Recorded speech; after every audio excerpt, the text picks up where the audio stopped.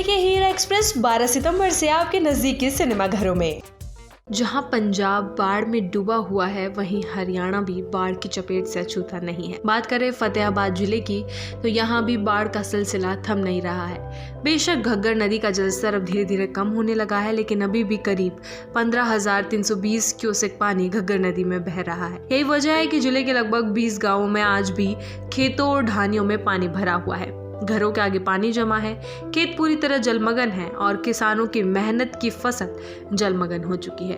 गांव चिंदड़, खाराखेड़ी, बड़ोपल, कुम्हारिया, भोड़ा होशनाक, नहला, गोरखपुर, रामसरा, जांडवाला बागड़, ठुइया, खाबड़ा कला, बनगांव, गाजूवाला समेत कई गांवों के लोग इन दिनों जल भराव से परेशान हैं। किसानों का कहना है कि पंचायतें अगर अपने स्तर पर पंप और मोटरें लगाकर पानी निकालने की कोशिश कर रही हैं, लेकिन स्थानीय निवासियों के मुताबिक प्रशासन खेतों में भरे पानी को निकालने की दिशा में कोई ठोस कदम नहीं उठा पा रहा है।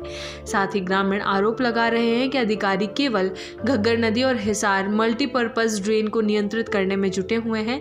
गांवों और खेतों के जल भराव पर उनका ध्यान ही नहीं है। यही वजह है कि गांव ढानियों में रह रहे लोगों की परेशानियां दिन ब दिन बढ़ती जा रही है। इन इलाकों में नरमा, कपास और धान की फसल पूरी तरह से पानी में डूबकर बर्बाद हो चुकी है। इस सीजन की फसल बर्बाद होने के बाद किसानों को चिंता अब अगली बुवाई को लेकर है। जब तक खेतों से पानी नहीं निकलेगा, तब तक नई बिजाई संभव नहीं होगी। अगर आने वाले दिनों में पानी निकासी नहीं हुई तो किसानों को एक सीजन पूरी तरह खाली हाथ गुजारना पड़ेगा। किसानों का कहना है कि पिछले कई महीनों की मेहनत और हजारों रुपए की लागत पानी में बह गई है। अब अगर सरकार और प्रशासन ने राहत नहीं दी तो उनके सामने रोजमर्रा की जिंदगी चलाना भी मुश्किल हो जाएगा। गांव चिंदड़ में हालात सबसे ज्यादा गंभीर है। यहाँ खेतों और सड़कों तक पानी भरा है। वहीं जिला परिषद के सीईओ सुरेश कुमार का कहना है कि वर्तमान समय में प्रशासन की पहली प्राथमिकता घग्गर नदी और हिसार मल्टीपर्पज ड्रेन के हालात संभालना है। अगर यहाँ पानी का दबाव बढ़ता है तो हालात और ज्यादा बिगड़ सकते हैं। उन्होंने बताया कि जिले में इस समय 173 मोटरें चल रही हैं, जिससे पानी निकासी का काम किया जा रहा है। इसी के साथ सुरेश कुमार का कहना है कि आबादी क्षेत्र में कहीं भी पानी भरा होता है तो उसे तुरंत निकाला जा रहा है। हालांकि खेतों में भरे पानी को निकालने के लिए अभी समय लगेगा। अधिकारियों का दावा है कि जैसे ही नदी और ड्रेन का हाल स्थिर होता है, वैसे ही अतिरिक्त मोटरें खेतों में लगाई जाएगी ताकि किसानों की फसल बच सके। प्रशासन की सफाई के बावजूद किसानों की मुश्किलें कम होती नहीं दिख रही है।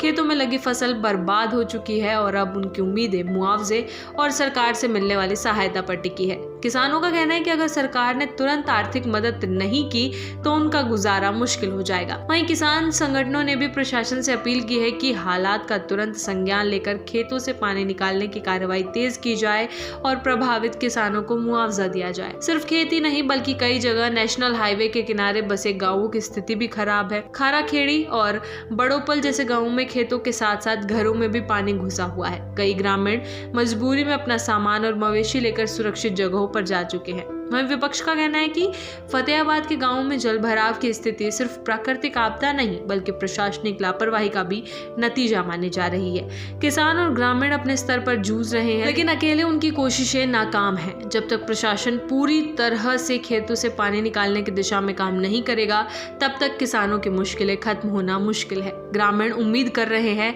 कि आने वाले दिनों में सरकार और प्रशासन उनकी सुनवाई करेगा और राहत कार्यों में तेजी लाएगा, वरना हजारों परिवारों का जीवन जल भराव में डूबा रह जाएगा। देखिए हीरा एक्सप्रेस 12 सितंबर से आपके नजदीकी सिनेमा घरों में।